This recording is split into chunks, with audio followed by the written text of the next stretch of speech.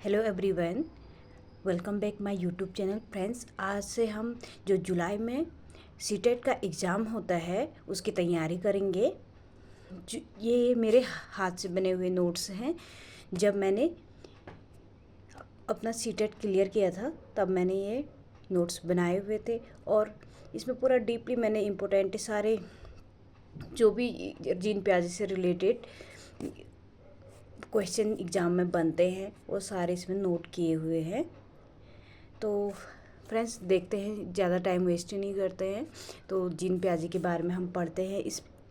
आज के इस टॉपिक में हम क्या क्या देखेंगे। जीन प्याजे के सिद्धांत देखेंगे, उनके सिद्धांत क्या क्या थे और उनके बारे में थोड़ा जानेंगे। और उसके बाद देखेंगे जीन प्याजे की सिद्धांत की जो अवस्थाएं थी वो 4 अवस्थाओं के बारे में देखेंगे और एकमेंडेशन और असिमिलेशन के बारे में जानेंगे। तो स्टार्ट करते हैं। जो जीन प्याजे थे फ्रेंड्स, उनकी पहली पुस्तक कौन सी थी, ये भी एग्ज़ाम में क्वेश्चन बनता है। तो उनकी जो पुस्तक थी, सर्वप्रथम उन्होंने जो बुक लिखी थी वो था the language of thought of the child. मैं दोबारा बताती हूँ, the language of thought of the child. ये पुस्तक कितनी बार सीटेट के एग्ज़ाम में पूछा है और इस पुस्तक को 1923 ईस्वी में जीन प्याजे ने लिखा था। वो ये उनकी पहली बुक थी। और जो जीन प्याजे थे उन्होंने 50 वर्षों तक क्या किया था, ये संज्ञानात्मक विकास के जो सिद्धांत दिया था उन्होंने इसमें रिसर्च किया था। उन्होंने 50 वर्षों तक अपनी खोज की थी। तो उसके बाद जो उनको परिणाम हासिल हुए। और जो जीन प्याजे थे, एक ये है कि उन्होंने क्या किया था, अपने जो घर के बच्चे हैं उन पे ही क्या किया था, यह खोज की थी, संज्ञानात्मक विकास की खोज। तो उनके बारे में जो इम्पोर्टेंट पॉइंट हैं उनको हम देखते हैं। जो जीन प्याजे थे वो स्विस मनोवैज्ञानिक थे। तो एग्ज़ाम में इस तरह से क्वेश्चन बनता है, जीन प्याजे कहाँ के मनोवैज्ञानिक थे। वो थे स्विट्ज़रलैंड, स्विस मनोवैज्ञानिक भी बोला जाता है इनको। और अगला पॉइंट है, बालकों में बुद्धि का विकास किस ढंग से होता है यह जानने के लिए उन्होंने क्या किया, मैंने भी बताया था, अपने घर के स्वयं के बच्चों को अपनी इस खोज का विषय बनाया। तो इस वजह से उनकी बहुत सारी आलोचना भी हुई समाज में पहले, फिर बाद में सबने एक्सेप्ट भी कर लिया था। अगला पॉइंट है, प्याजे का मानना है कि ज्ञानात्मक विकास केवल नकल ना होकर खोज पर आधारित है। जो प्याजे हैं वो बोलते हैं जो ज्ञानात्मक विकास है वो किसी की नकल नहीं है, वो खोज पर आधारित है।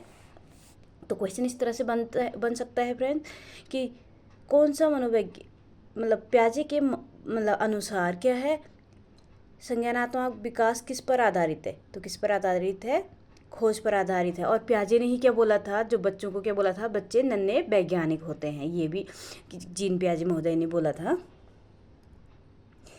उसके बाद बिना मानसिक विकास, ज्ञानात्मक विकास के सामाजिक विकास संभव नहीं है। जो प्याजे थे उनका मानना था कि बिना मानसिक विकास के सामाजिक विकास संभव नहीं है, या फिर बिना ज्ञानात्मक विकास के सामाजिक विकास संभव नहीं है।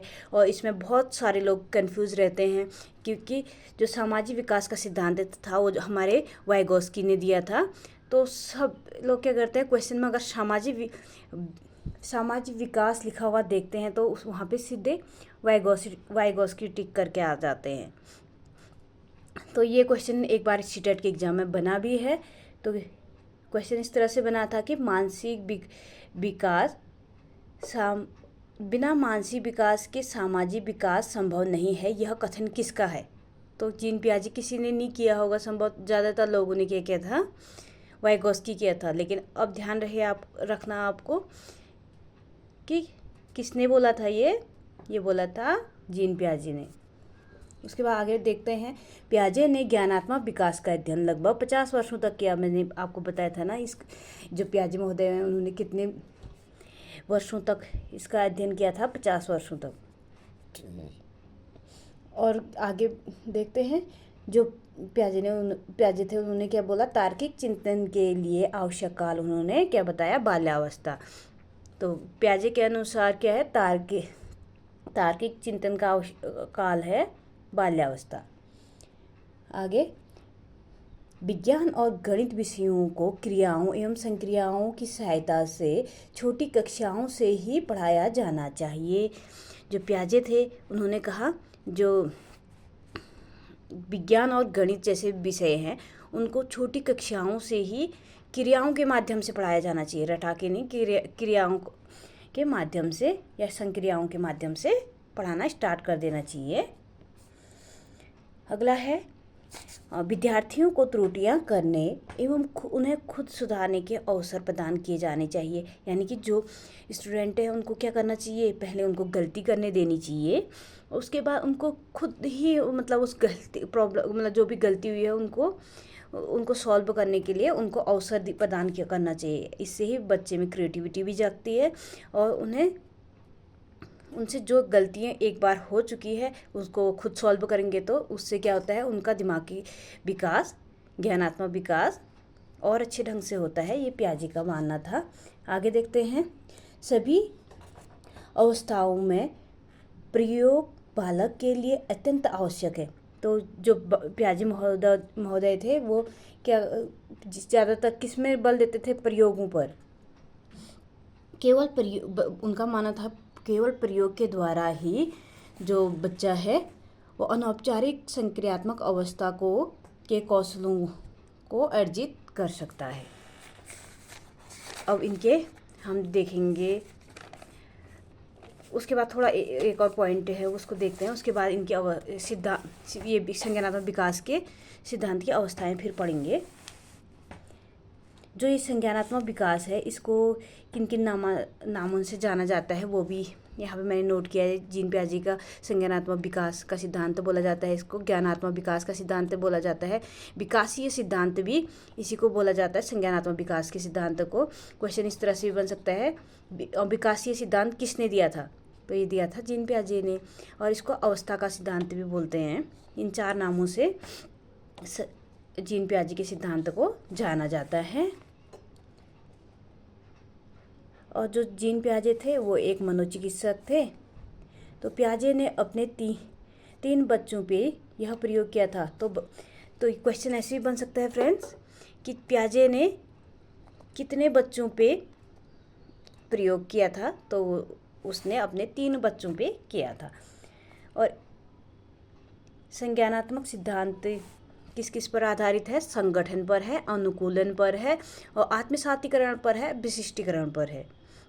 जो अब संगठन है उसका अर्थ होता है सूचना प्राप्त करना। इनके बारे में आगे हम डिटेल में भी पढ़ेंगे। और जो संगठन है उसका अर्थ होता है सूचना प्राप्त करना।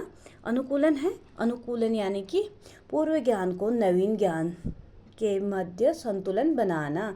या जैसे बच्चे को पुराने कोई नॉलेज है और उसके सामने कोई और नई नॉलेज जोड़ दी जा रही है, तो उन दोनों के मध्य तालमेल बैठाना। यानी कि जैसे एक बच्चे ने एक बिल्ली को देखा, एक मतलब मान लो आप एक बच्चा अपने पापा के साथ जा रहा है, उसने बिल्ली देखी तो उसने अपने पापा से पूछा, पापा ये क्या है, तो उसके पापा ने बताया कि ये बिल्ली है। फिर उसने अपने मन में बना लिया कि इसकी 4 एक पूँछ है, 4 टांगें हैं, 2 आँखें हैं, तो ये इस तरह से चलता है। तो आगे जाके उसने एक कुत्ता देखा, तो पापा बिल्ली बोला उसने, तो फिर उसके पापा ने बोला ये बेटा बिल्ली नहीं, इसको कुत्ता बोलते हैं। तो फिर उसने उन दोनों में डिफरेंस किया कि हाँ ये तो उससे बिल्ली से थोड़ा बड़ा है, इसका कलर भी चेंज है, तो उसने उन दोनों के मध्य संतुलन बनाया। इसी को बोलते हैं अनुकूलन। आत्मसातीकरण यानी कि नया ज्ञान, पुराना ज्ञान है आपको उसके में नवीन ज्ञान प्राप्त करना, नया चीज़ को सीखना, उसको बोलते हैं आत्मसातीकरण। और विशिष्टीकरण यानी कि नवीन ज्ञान का विस्तार करना। जो आपको नया ज्ञान प्राप्त है उसका विस्तार करना ही क्या कहलाता है, विशिष्टीकरण। उसके बाद जो पियाजे ने 4 अवस्थाएं बताई थी उनके बारे में जानते हैं। सबसे पहली अवस्था थी संवेदीकामक अवस्था। ये 0 से लेकर 2 वर्ष तक के बच्चों के लिए बताई है। और स्कीमा भी इसी में होता है, 0 से लेकर 2 वर्ष के बच्चों में। और फिर उसके बाद जो दूसरी अवस्था प्याजे ने बताई, पूर्व संक्रियात्मक अवस्था 2 से 7 वर्ष तक। और फिर उसके बाद है मूर्त संक्रियात्मक अवस्था, ये 7 से 11 वर्ष तक। और फिर लास्ट है औपचारिक अवस्था, यानी कि 11 से लेकर 15 वर्ष तक। अमूर्त अवस्था भी बोलते हैं इसको, और औपचारिक अवस्था भी बोलते हैं। तो इनके बीच इसमें क्या क्या पॉइंट आते हैं, जैसे क्या कहते हैं, मूर्त संक्रियात्मक अवस्था में सही अनुकूलन का पता लगा लेता है, यानी सही अनुपात कर लेता है बच्चा को, जैसे क्या कम है क्या ज़्यादा है। जैसे बच्चे के सामने कुछ हार्ड चीज़ रख दिया जाए और लिक्विड चीज़ बराबर मात्रा में रख दिया जाए, तो पहले बच्चा उसमें डिफरेंस नहीं कर पाता था, लेकिन जब मूर्त संक्रियात्मक अवस्था में आता है 7 से 11 वर्ष तक, फिर वो सही अनुपात का पता लगाने लग जाता है। इस तरह से इसको वीडियो थोड़ी लंबी हो जा रही है फ्रेंड्स, तो जो जीन प्याजे की अवस्थाएं हैं, सिद्धांत की अवस्थाएं हैं, उसको हम अगले वीडियो में देखेंगे। फ़िलहाल के लिए इतना ही। अगर आपको वीडियो पसंद आ रही है तो लाइक कर लीजिए और चैनल को सब्सक्राइब कर लीजिए। इससे आपको क्या होगा, जल्द जो भी मेरी वीडियोस आएंगी उनका नोटिफिकेशन आपके पास सबसे पहले आ जाएगा।